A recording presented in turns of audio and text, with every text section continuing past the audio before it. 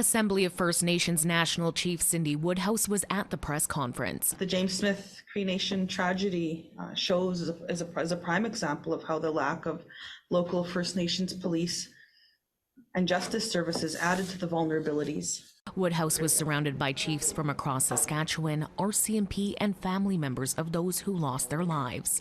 With 29 recommendations from the jury and coroner to consider, Chelsea Stonestand was disheartened to hear none for the Parole Board of Canada.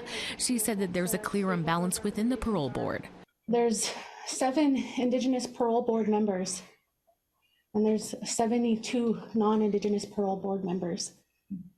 That's a strong disparity for Indigenous people. When it comes to the RCMP commanding officer, Rhonda Blackmore said funding needs to be in place to help all 74 First Nations in Saskatchewan. A horrific tragedy that happened at James Smith, but there's other vulnerable First Nation communities in this province that we need to address. Recommendations can take between 3 and 6 months to be implemented, but Blackmore says she's working on reviewing and implementing the recommendations concerning the RCMP. Rachel May, APTN National News, Saskatoon.